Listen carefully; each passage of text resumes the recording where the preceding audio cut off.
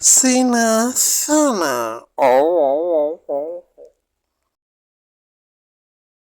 බලන්ඩකසයේ මේ කාලෙට ගැලපෙන විදියට මේ දෙන්න ඉන්න හැටි මොලේ තියෙන උන් එහෙම තමා බං මේ කාලේ තමා මෙහෙම පැනලා ගිහිල්ලා ඉන්න හොඳම කාලේ රටේ මෙච්චර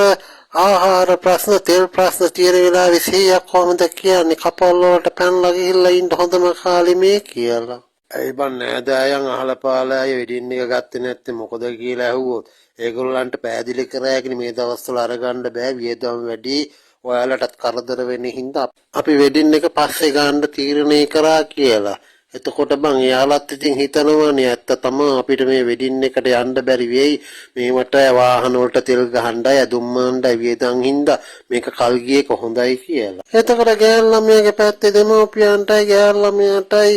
ඒ අයිට මොකද්ද කියන්නේ ඉන්නේ කොහෙද කන්නේ බොන්නේ මොනවද යන්නේ වාහන තියනවද කියලා අහුවොත් සීය මොනවද උත්තර දෙන්නේ එතකොට බං කියන්න තියෙන්නේ ගෙදර හිටියොත් ඔයාට රත්තරන් බඩු අරන් දෙන්න තියෙන සල්ලි ටීවී දන් එනවා ඒක නිසා අපි කාත් කවුරුන් නැති පළාතකට වෙලා ඉමු එතකොට වාහන වල තෙල් ගහන්න ඕනෙත් නෑ කවුරුවත් එන්නෙත් නෑනේ ඔයාට මම පවුලා රත්තරන් බඩු අරන් දෙන්නම් කියලා බඩු මුට්ටු ගන්න තියෙන ආසාවල බං කෙල්ල මේ කාලේ අනිවාර්යයෙන්ම මේ ගැටේට අහු වෙනවනේ. ඒකනේ මං කියන්නේ මේ කාලේ හොඳටම හොඳයි පැනලා යන්න කියලා. සීයාගේ මොලේ හැටියට නම් හුඬු රටේ ජනාධිපති වෙන්න තිබුණේ අම්මපා.